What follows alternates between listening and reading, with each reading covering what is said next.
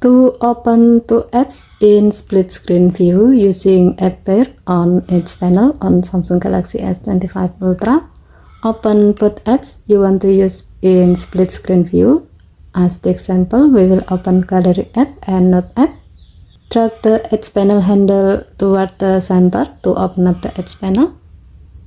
While you are in the edge panel, drag one app to the upper split screen area.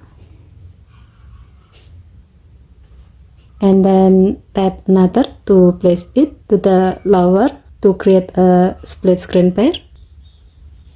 Tap the three dot icon located at the divider between the two apps. Tap the star icon and then select Apps Edge panel. By doing this, the app pair will be added to the apps panel. To see how it works, close all apps.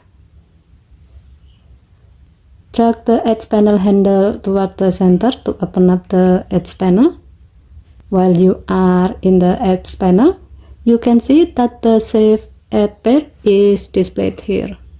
You can tap the app pair anytime and both apps will launch instantly in split screen mode.